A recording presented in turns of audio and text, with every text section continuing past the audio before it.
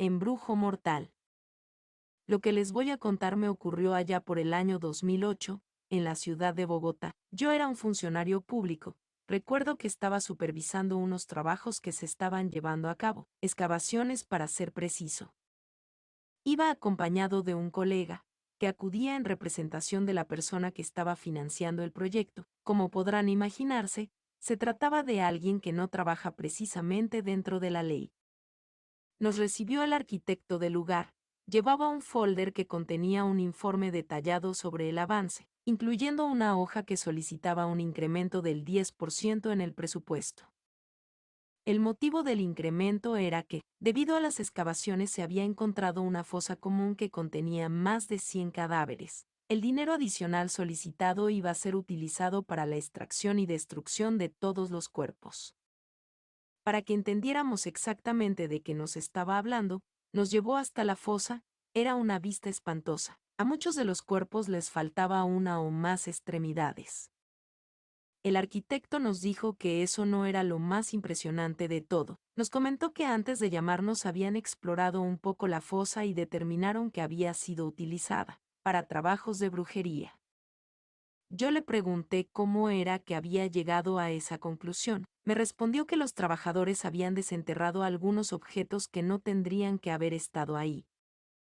Mi acompañante y yo le pedimos que nos mostrara a qué se refería. Los tres caminamos hasta una vagoneta blanca. Cuando el arquitecto abrió las puertas pudimos ver una serie de artilugios anómalos que, en efecto, no tendrían por qué estar en una fosa común. Había botellas con líquidos negros, otro tipo de recipientes que contenían fetos y crías de animales. También había fotografías antiguas, clavos. Pero entre todos esos objetos, hubo uno que llamó particularmente mi atención. Se trataba de una especie de atrapasueños, pero parecía estar hecho de huesos. Lo tomé con mis manos para verlo con detenimiento. Mi acompañante le preguntó al ingeniero cuánto tiempo se retrasarían las excavaciones debido a la fosa común. El ingeniero le respondió que, si autorizaban el incremento, podrían continuar en 3 días. De lo contrario, hacer la extracción y destrucción de cuerpos sin la maquinaria necesaria retrasaría la obra por lo menos un mes. Mi acompañante volteó a verme. Yo seguía inspeccionando el extraño objeto. Él me preguntó qué le sugería. Solté el objeto y le aconsejé que autorizara el incremento. Me respondió que a su jefe no le iba a gustar la idea, entonces le sugerí que lo pusiera de su propio dinero. A menos que él quisiera ir con su jefe y decirle que la obra se retrasaría un mes.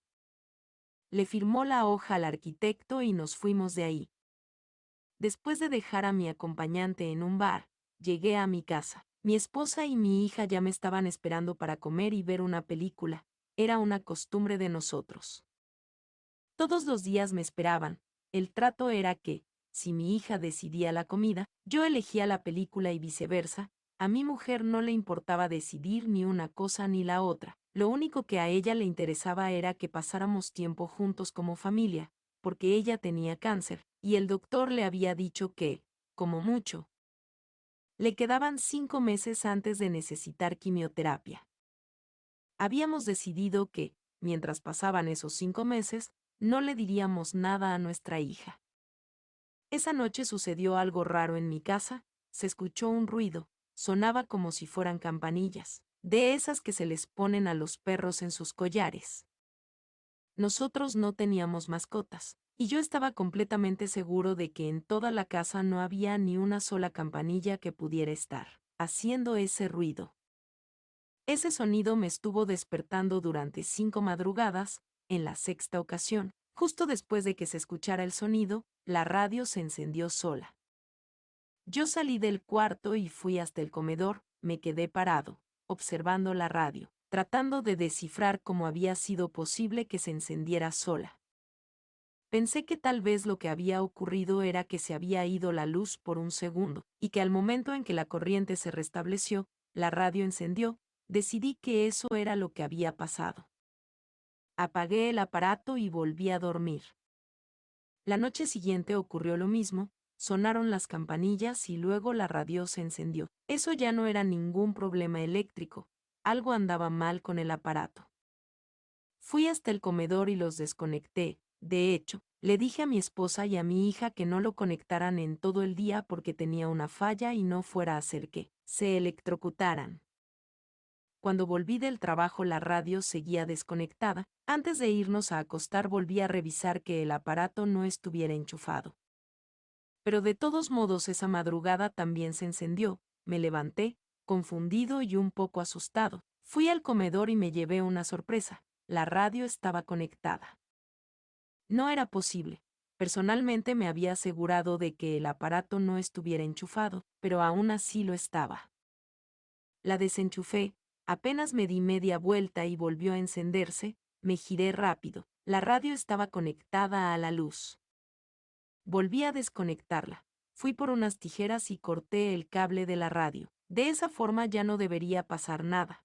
Pero, en contra de toda lógica, la radio, sin estar conectada a la luz porque ya había cortado el cable, de todos modos, se encendió. Agarré la radio, salí de la casa y la tiré a la basura, después me fui a dormir. En la mañana la radio estaba de nuevo en su lugar y con el cable en buen estado. Algo muy malo estaba pasando en mi casa y no iba a dejar que las cosas continuaran así. Subí la radio a mi auto, fui al trabajo, y, en un espacio de tiempo que tuve, fui a visitar a una persona que se dedicaba a prácticas esotéricas. Le conté de las campanillas y de la radio, de hecho, le puse la radio sobre su mesa. Esa persona me dijo que el problema no era el objeto, ya que los objetos son inanimados, era algo más lo que estaba causando todo. Dijo que lo primero que había que hacer era realizar un barrido en la casa. Le comenté que me diera un día o dos para comentarlo con mi mujer y que yo volvería. Esa noche le pedí a mi mujer que se quedara despierta hasta tarde. Me preguntó cuál era el motivo y simplemente le dije que tenía que mostrarle algo. A la misma hora de siempre sonaron las campanillas. Mi mujer me preguntó qué era lo que sonaba. Le respondí que no tenía idea, pero que ya eran más de 10 días que se escuchaba ese ruido a la misma hora.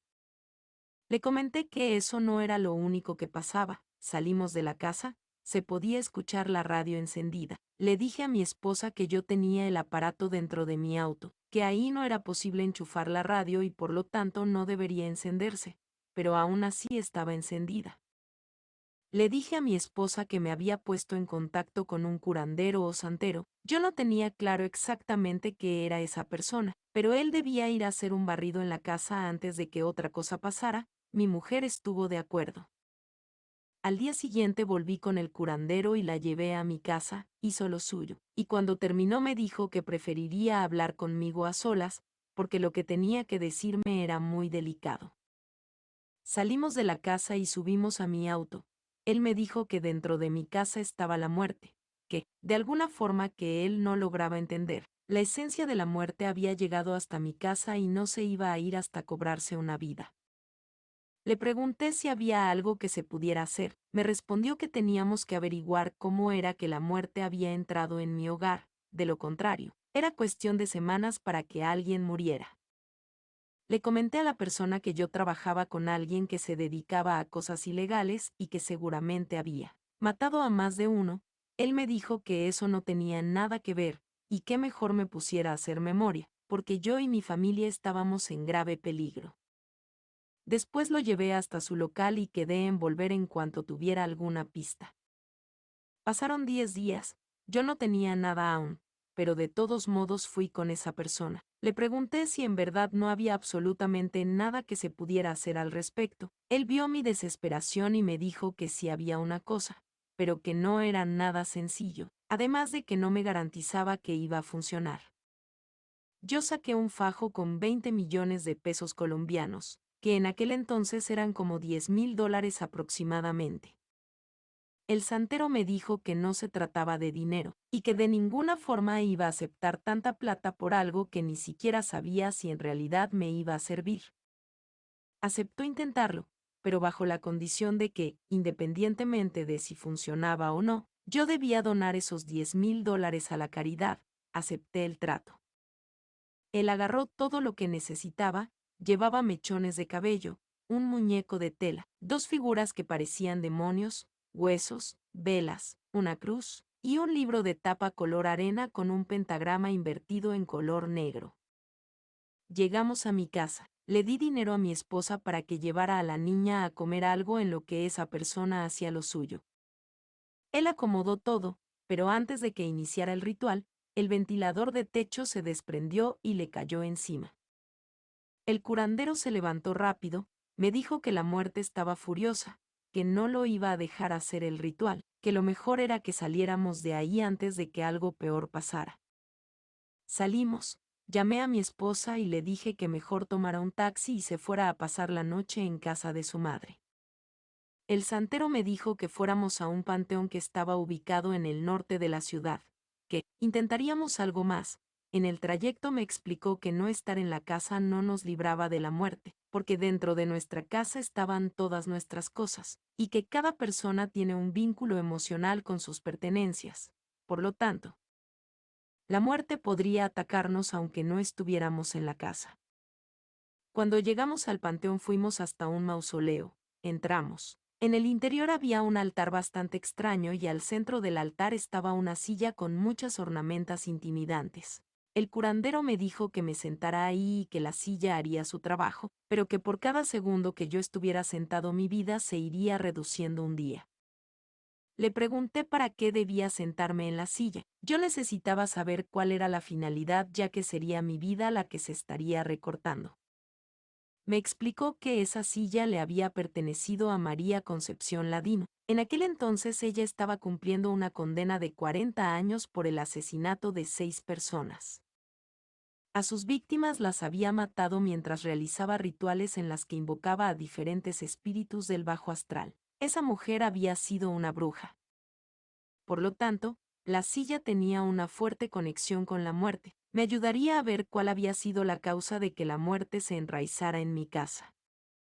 Me senté, no tengo palabras para explicar lo que experimenté estando en esa silla. Fue como si un portal a otra dimensión me absorbiera y me llevara de paseo. Afortunadamente logré ver qué era lo que había pasado. Se trataba de aquel misterioso objeto hecho de huesos que parecía ser un atrapasueños, el que había agarrado cuando visité el progreso de las excavaciones. Me levanté de la silla, estaba aturdido y mareado, sentía mucho asco, tenía ganas de vomitar, traté de evitarlo, pero no pude.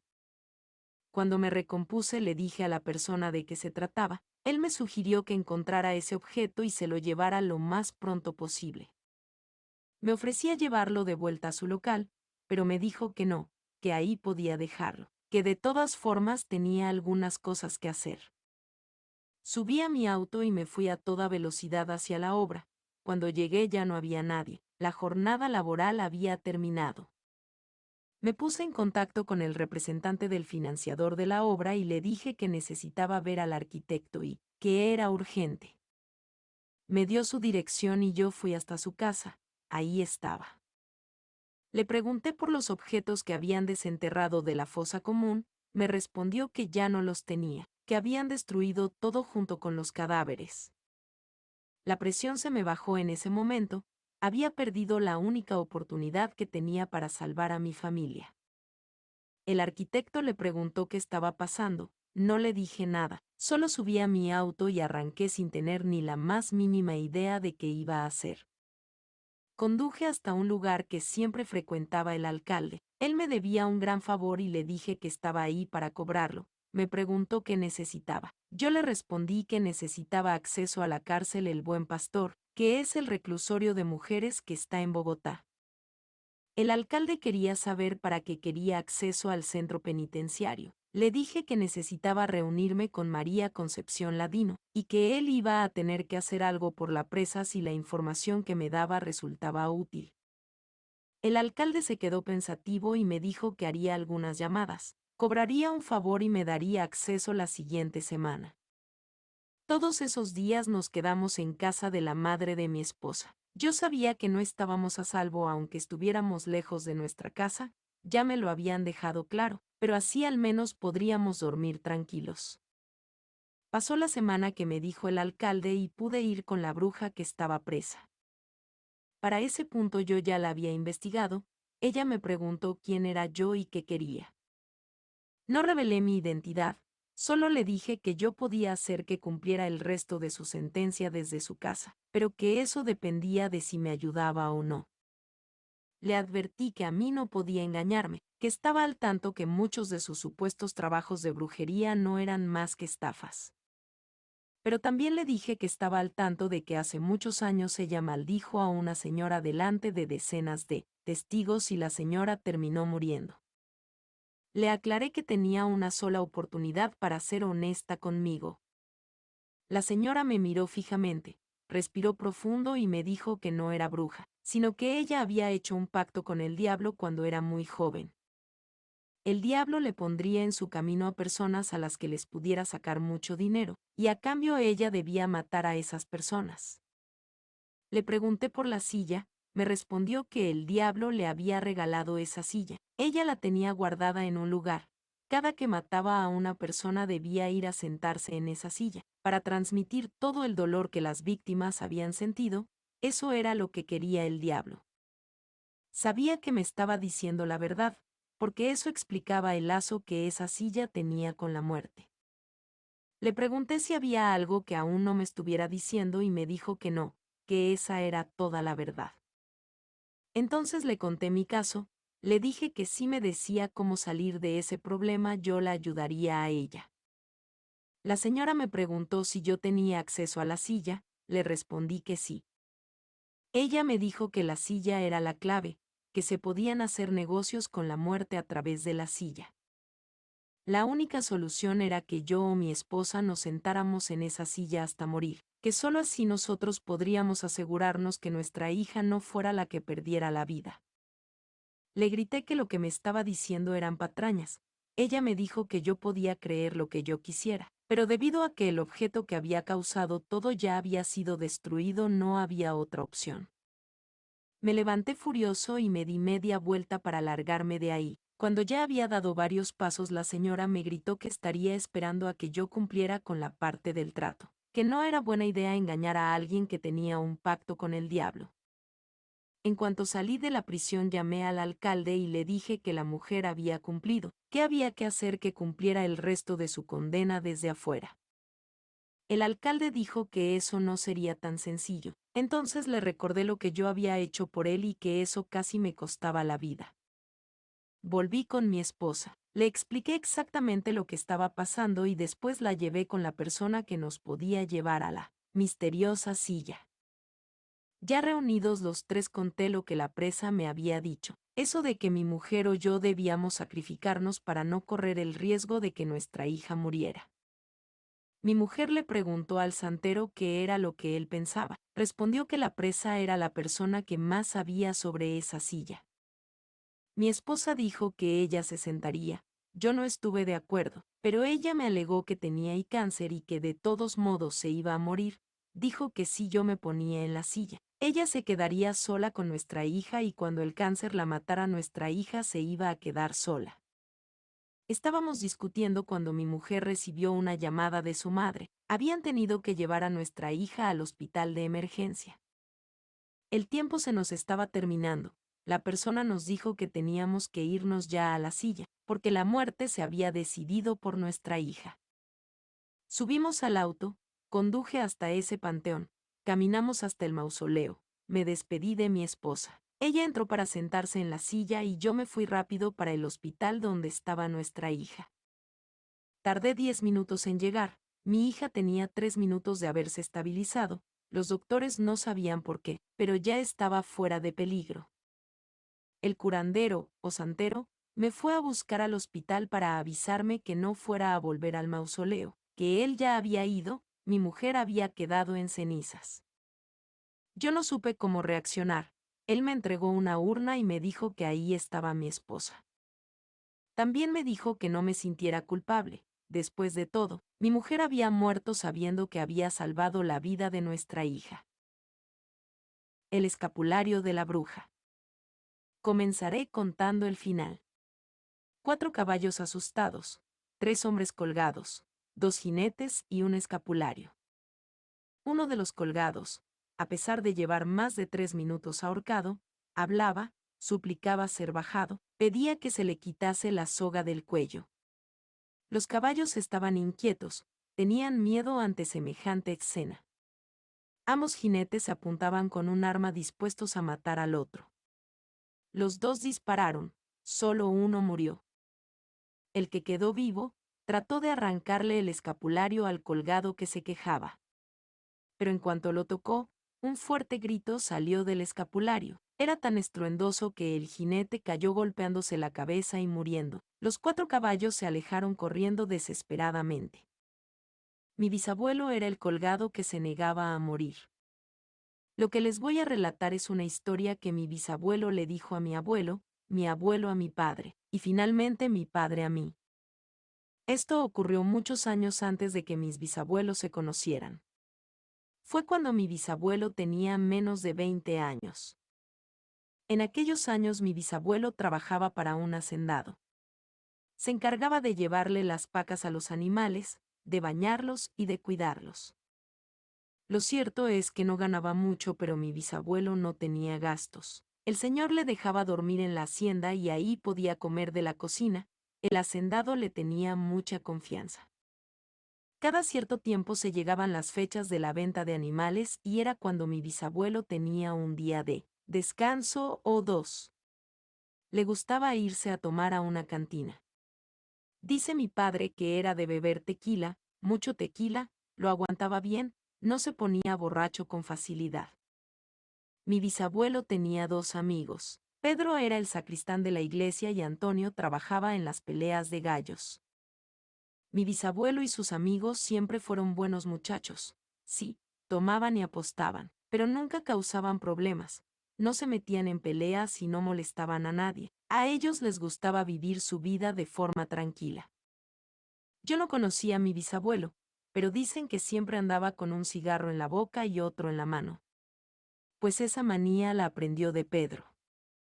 De vez en cuando mi bisabuelo le pedía prestado 3 caballos al hacendado, nunca le decía que no. Con esos caballos, mi bisabuelo y sus amigos salían a buscar mujeres. Dicen que los caballos de la hacienda donde trabajaba mi bisabuelo eran los mejores de la región. Era común en aquellos años que los hombres anduvieran armados, mi bisabuelo no era la excepción. Sabía disparar, el hacendado le enseñó. En toda su vida solo disparó en una ocasión a una persona. Eso pasó una noche, en aquella ocasión hacía bastante frío y estaba lloviendo. Mi bisabuelo y sus amigos venían en los caballos del hacendado, ya iban a regresar los caballos. Mi bisabuelo y sus amigos se acercaron a la viejita para ayudarla a ponerse en pie. Se ofrecieron a acompañarla hasta su casa y ella aceptó. Mi bisabuelo la subió a su caballo y partieron, despacio para que la señora no se fuera a lastimar. La anciana vivía en una colina, en una pequeña choza. Ella los invitó a tomar un poco de agua. Se pasaron a la casita y se sentaron en la mesa. La mujer les sirvió mientras seguía dándoles las gracias por haberla ayudado. Ella les preguntó si querían algo a cambio, les dijo que tenía algunas monedas de oro y que podían tomarlas. Los 3 se negaron. Mi bisabuelo le dijo que con ese dinero mejor se comprara una pistola, le dijo que él le enseñaría a disparar. Los 3 terminaron su agua y se levantaron, se despidieron de la señora y salieron de la casa. Subieron a los caballos, apenas se dieron la vuelta y la viejita les gritó que esperaran un poco. Se acercó con Antonio y le dio unas botas, luego a Pedro le dio un sombrero, a mi bisabuelo le entregó un escapulario. Le dijo que mientras lo trajera puesto se mantendría a salvo de todos y de todo. Mi bisabuelo y sus amigos agradecieron los detalles y se fueron. Un día, sin previo aviso, Antonio llegó a la hacienda, venía bien vestido, se veía bastante contento, irradiaba felicidad. Antonio le contó a mi bisabuelo que la primera vez que se puso las botas que la doña le había dado sintió una extraña necesidad de irse a caminar al monte. Caminando por el monte, una de las botas de Antonio se atoró en un trozo de madera que estaba enterrado debajo de la tierra. Una cosa llevó a la otra y Antonio terminó descubriendo una buena cantidad de monedas de oro escondidas en un pozo que había sido cubierto con madera y tierra. Mi bisabuelo no lo podía creer. Antonio le dijo que fueran por un trago para celebrar, pero mi bisabuelo le dijo que no podía dejar el trabajo, así como así. Entonces Antonio fue con el hacendado y le ofreció algunas monedas de oro a cambio de que le diera a mi bisabuelo un permiso de unos días. Por supuesto que el hacendado aceptó. Antonio y mi bisabuelo fueron al lugar de las peleas de gallos, donde trabajaba Pedro, pero no lo encontraron. Uno de los que estaban ahí lo habían visto irse con la viuda del pueblo. Eso les pareció extraño. Decidieron ir a la cantina por unos tragos y un plato de frijoles. Ya por la noche mi bisabuelo y su amigo decidieron ir hasta la iglesia para ver si encontraban a Pedro. En efecto, ahí estaba. Le comentaron lo que habían escuchado en las peleas de gallos sobre que se había ido con la viuda. Pedro les contó que una vez que se puso el sombrero todas las mujeres voltearon a verlo, todas, incluyendo a la viudita que iba pasando afuera de la iglesia. Esa viuda era la mujer más codiciada del pueblo, no solo por la gran fortuna que había heredado de su difunto esposo, sino también por su incomparable belleza. A eso hay que sumarle que la viuda tenía tan solo 16 años. Sus padres la habían casado a los 13 años con un viejo millonario que murió al poco tiempo. Así que claramente Pedro iba a elegir a la viuda por sobre todas las demás mujeres. Antonio le contó sobre el oro que había encontrado y llegaron a la conclusión que los regalos que habían recibido de la anciana les habían traído suerte. Entonces mi abuelo recordó el escapulario, lo traía consigo, pero no se lo había puesto porque sería incómodo para trabajar. Claro que luego de escuchar la suerte que habían tenido sus amigos inmediatamente se puso el escapulario. Los tres estaban de acuerdo en que tenían que ir con la doña a darle las gracias. Antes de ir con ella, Antonio los llevó a comprar algunas cosas para la señora. Cuando llegaron a su casa le llevaron unas gallinas, un puerco, unas sandalias y un vestido. La señora estaba sorprendida, contenta, les dio las gracias.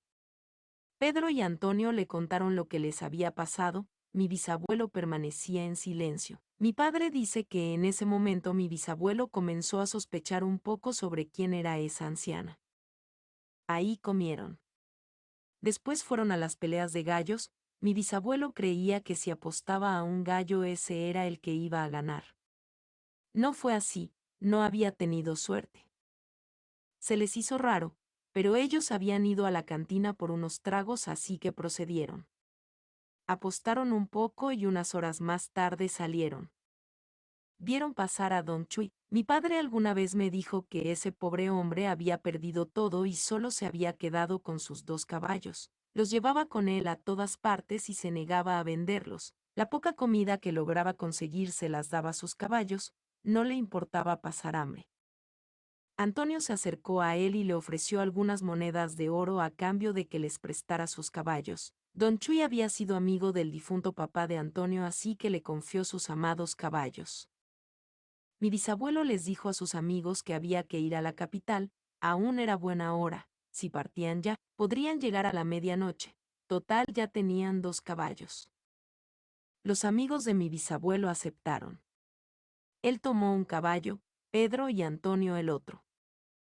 Ya estaban bastante lejos del pueblo cuando mi bisabuelo se dio cuenta de que los venían siguiendo. Sí, se trataba de los jinetes que los habían ido a buscar antes a la cantina. Los caballos de esos jinetes eran mucho más rápidos que los que llevaban mi bisabuelo y sus amigos, así que los alcanzaron y los tiraron de los caballos. Mi bisabuelo le contó a mi abuelo que mientras intentaba ponerse en pie pudo ver cómo esos jinetes dejaron sus caballos. Sacaron una soga cada quien y colgaron a sus amigos de un árbol. Mi bisabuelo se asustó y quiso sacar su arma, pero le dieron un golpe. Entonces mi bisabuelo sintió cómo le enrollaron una soga al cuello, comenzó a gritar y a patalear. Fue inútil, también lo colgaron. Mi abuelo le contó a mi padre que mi bisabuelo quedó paralizado cuando se dio cuenta de que no le faltaba el oxígeno. No podía respirar por la soga que tenía al cuello, pero no estaba muriendo. Mi bisabuelo cuenta que el tiempo se volvió más lento. Él, totalmente desconcertado sin entender por qué no se moría, seguía pidiendo que por favor lo bajaran. Le dolía mucho el cuello. Mi bisabuelo vio como uno de los jinetes le quitó las botas a Antonio y como el otro de una pedrada le quitó el sombrero a Pedro. Entonces ambos jinetes se miraron, sacaron sus armas y dispararon. Uno cayó, el otro no. Entonces se paró frente a mi bisabuelo, quien aún estaba pidiendo que lo bajaran, le sonrió y trató de quitarle el escapulario. Entonces se escuchó un fuerte grito, tan estruendoso que los 4 caballos huyeron despavoridos. El jinete también se asustó y terminó cayendo golpeando su cabeza contra una roca y muriendo al instante. Mi bisabuelo pasó toda la noche ahí, colgado junto a sus amigos muertos. Poco antes de que amaneciera llegaron las aves carroñeras para alimentarse. Una de las aves que intentaba picotear a mi bisabuelo terminó picoteando la cuerda y se rompió. Mi bisabuelo cayó, estaba completamente agotado, y con un dolor insoportable en el cuello. La soga le dejó a mi abuelo una cicatriz que lo acompañó el resto de su vida, cicatriz que le recordaba que no podía morir mientras tuviera puesto el escapulario de la bruja. Encuentro con brujas. Soy militar, me conocen como el zafado, tengo algunas cosas interesantes para contar. En la Sierra de Hidalgo es bastante común ver bolas de fuego, que según cuenta la gente, se trata de brujas. Pueden verse no solo en la noche, también se les puede ver a plena luz del sol. En una ocasión una de esas bolas de fuego atacó a un compañero, literalmente lo atravesó, no le causó ninguna herida, era más bien como si se hubiera vuelto intangible o algo así. La cuestión que ese compañero, al que le decíamos Dandy, a los 3 días se enfermó de gravedad, le sangraban las orejas. Se le hicieron llagas en la espalda y se le comenzaron a gangrenar los pies, murió en menos de 24 horas. También tuvimos encuentros con cosas. No podría decirte a ciencia cierta qué rayos eran esas cosas, eran humanoides, parecían como animales mutados. Los llegamos a ver en Morelos. Recuerdo una por su grotesca forma, parecía una persona, pero estaba completamente cubierto de pelo blanco, como el de un chivo, pero de su cabeza salía una cornamenta como la de los venados, sus ojos eran rojos como la sangre. En una ocasión nos tocó ir a algunas ciudades fronterizas a hacer cierto tipo de limpieza de cierto tipo de personas indeseables para la ciudadanía. No puedo ser más específico. El punto es que esa gente hablaba sobre cómo habían sido secuestrados por brujas y que los habían torturado, que los habían sometido a rituales para convertirlos en nahuales. No sé si todos mis compañeros los creyeron locos, pero yo sí. Mientras los transportábamos a cierto lugar sin importancia, yo hice algunas bromas sobre ese asunto de los nahuales. Pude sacar algunas risas. Las risas pararon cuando escuchamos un estruendoso crujido. Los prisioneros se habían soltado y pudimos verlos huir mientras ladraban. Esa definitivamente fue una de las cosas más surrealistas que me ha tocado ver. En el ejército, cuando tienes tantas experiencias con seres sobrenaturales, vas aprendiendo cosas. Cosas que por lo general no son de conocimiento público. Daré un ejemplo. Existe una clase bastante especial de brujas de las que nunca he oído historias en medios como este. Se les conoce como brujas sombra. Son abundantes en un pueblo que no puedo mencionar, pero se dice que las brujas sombras son una especie de bruja mayor o bruja ascendida. Algo así. El punto es que se supone que estas brujas han realizado tantos sacrificios a Satanás que se han convertido en espectros. Pierden su cuerpo físico, no son inmortales ni nada por estilo, tampoco son inmunes a las balas. Se los puedo asegurar ya que una vez matamos a una. Estábamos trasladando cierta cosa sin importancia a cierto lugar cualquiera y tuvimos que pasar por ese pueblo. Era muy de noche, prácticamente de madrugada, cortamos camino agarrando una brecha. Era muy importante llevar el paquete a su destino. Las cosas se pusieron extrañas cuando nos dimos cuenta que por más que avanzábamos no podíamos llegar a ninguna parte. El convoy se detuvo y todos bajamos. Un compañero discretamente nos alertó para que volteáramos a cierta dirección. Resulta que de entre los arbustos se estaba asomando una especie de cara, no tenía forma. Describirla es complicado. pero les puedo decir que sus ojos eran unas esferas blancas que destellaban en un tenue color celeste. No nos estaba mirando a nosotros, estaba mirando directo al vehículo donde llevábamos aquella cosa sin importancia. Nuestro general nos había dicho que si alguien o algo intentaba tomar el paquete debíamos evitarlo a toda costa, sin importar los daños colaterales. No lo pensamos 2 veces y abrimos fuego. Esa bruja se movía rápido entre los árboles, aún así logramos neutralizarla. Cuando nos acercamos a la cosa esa vimos que no tenía ni brazos ni piernas, era más bien una masa negra con lo que se supone que era una cara. Esa cara estaba infestada de arrugas y la expresión que tenía estaba muy lejos de ser una expresión de un ser humano. Un compañero, el H, tuvo la terrible idea de tocar esa cosa. Aparentemente no ocurrió nada, así que volvimos a los vehículos y finalmente pudimos salir de la brecha. Momentos después el H comenzó a quejarse de un agudo dolor en el pecho. Dijo que sentía como si algo se moviera dentro de él. Le dijimos que era por el susto y le dimos un poco de ya saben que para que se alivianara. Finalmente llegamos a entregar el paquete, era un lugar con bastante iluminación. Una persona cualquiera recibió el paquete y nos preguntó qué le pasaba a nuestro compañero, se refería al H. No nos habíamos dado cuenta que tenía las manos y el cuello completamente amarillos. Él tampoco se había dado cuenta dado el estado tan animoso en el que estaba. El señor cualquiera nos preguntó si habíamos tenido algún percance de cierto tipo. Le dijimos que sí sin especificar. Nos dijo que quizá deberíamos rasgar el uniforme de nuestro compañero para ver su pecho. Fue Lino quien lo hizo. Ahí nos dimos cuenta que el H tenía las marcas de algunas mordidas.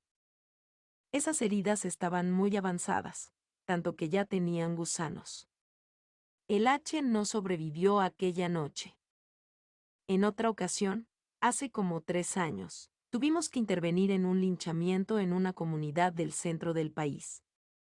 Eran decenas de personas las que estaban paleando y apedreando a una mujer muy mayor, quizá era centenaria.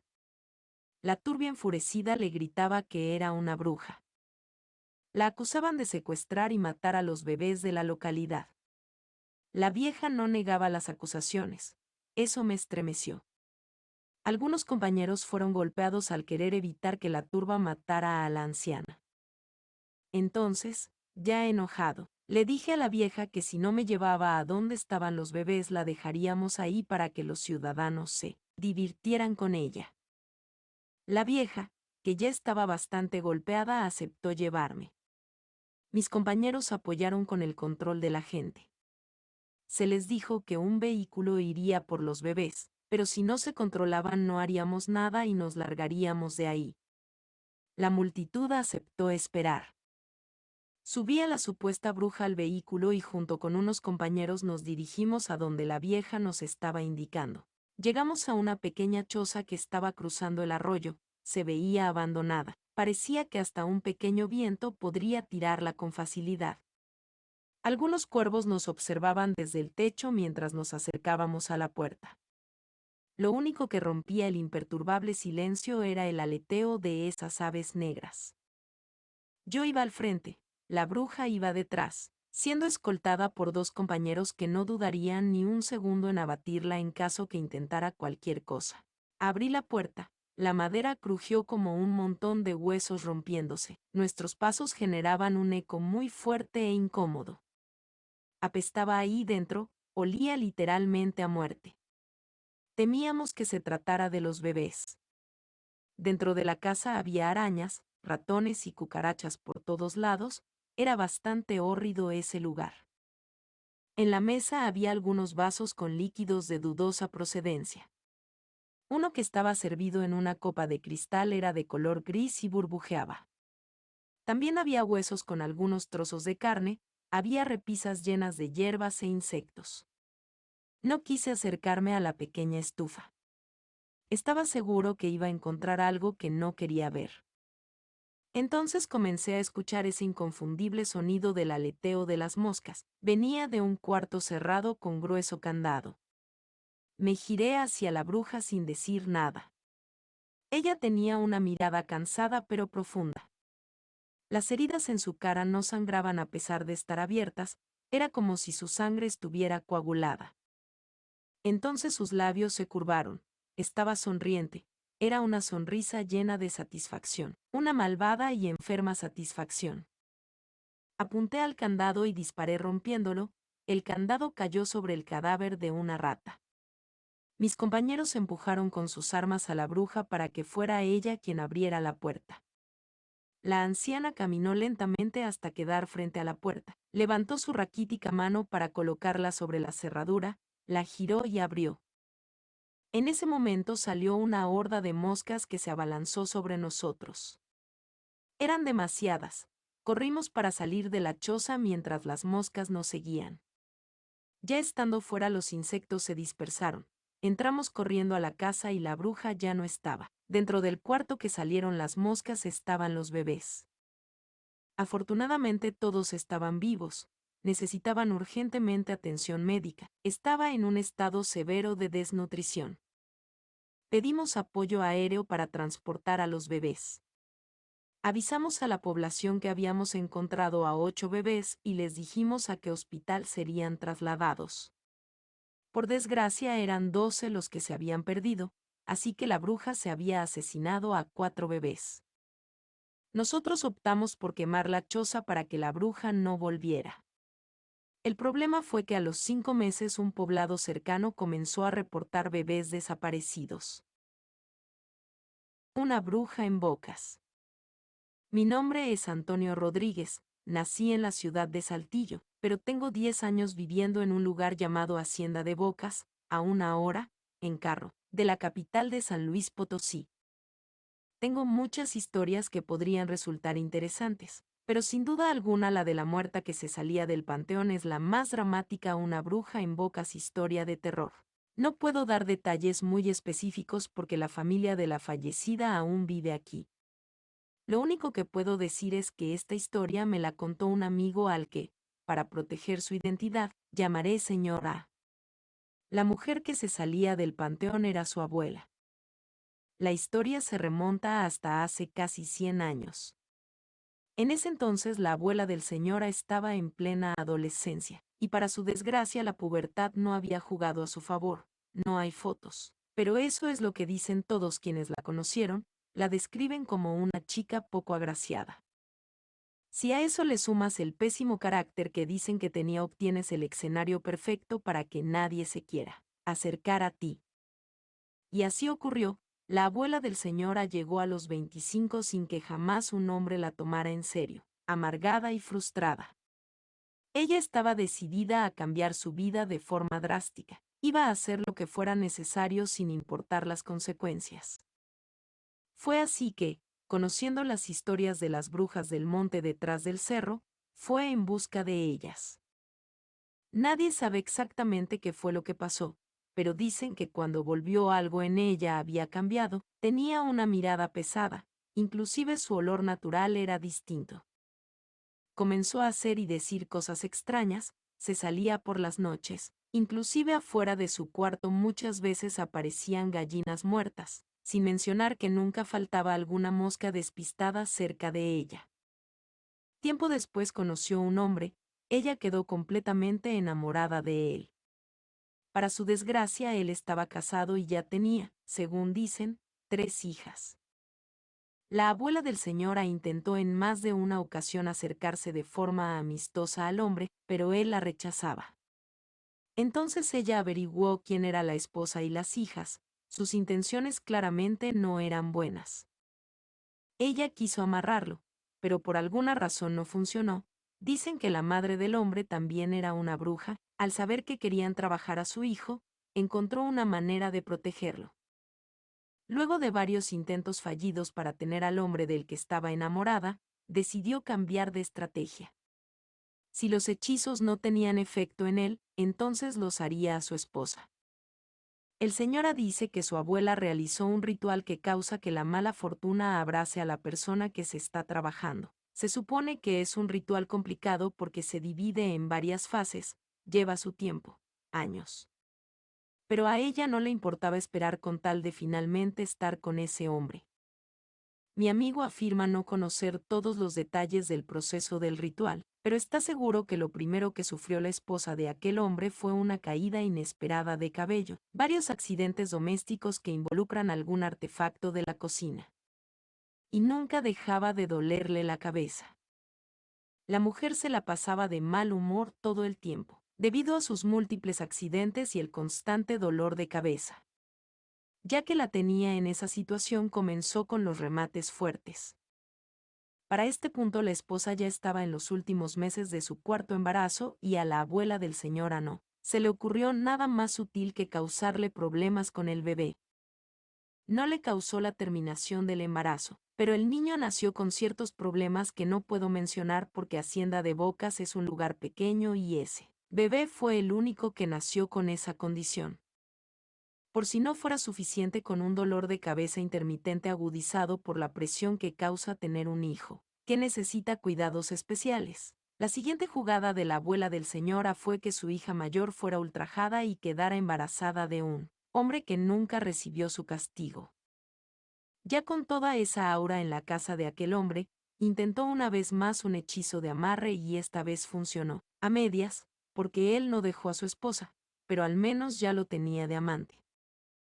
Luego de ser su amante por 4 años, ya tenía 2 hijos y estaba esperando el tercero. En todo ese tiempo ella no dejó de fastidiarle la existencia a la esposa de su amante. Su lógica era: mientras más problemas tenga él en su casa, más tiempo pasará conmigo. Pero los hechizos que usaba no eran del todo efectivos. Eso la frustraba. La gota que derramó el vaso fue que el día que ella estaba dando a luz de su tercer hijo fue el mismo día que la esposa cumplía años, y el hombre se la pasó con su esposa, dejando a su amante sola con el recién nacido.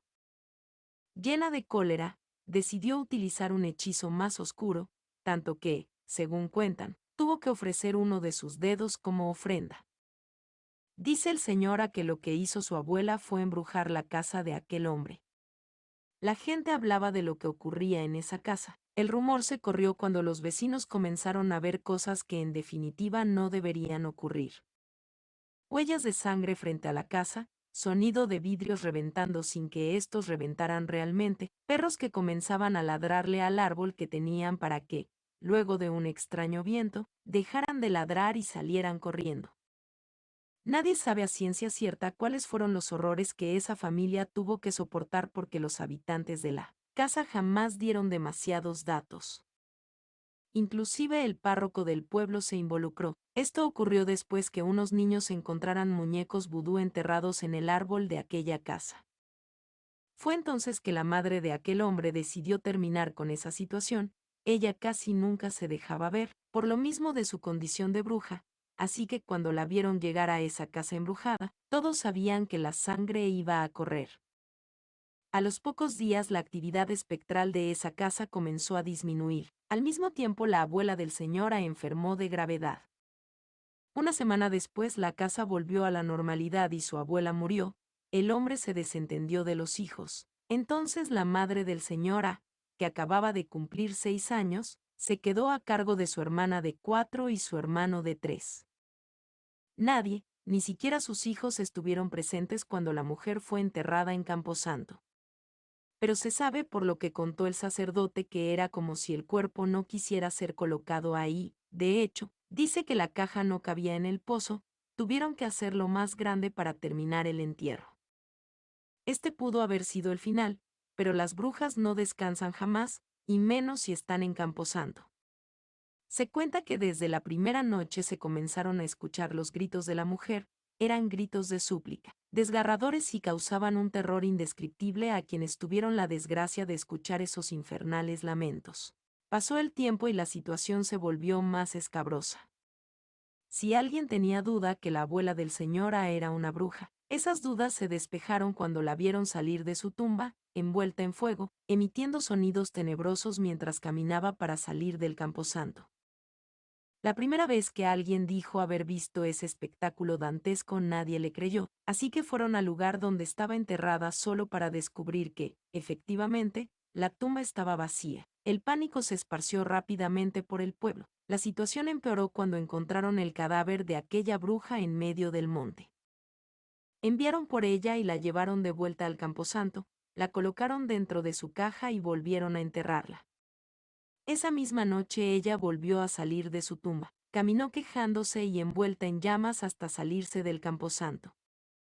Al amanecer, otra vez, la tumba vacía y a las horas la encontraron, esta vez, en el patio de una casa abandonada. Una vez más la regresaron y la enterraron.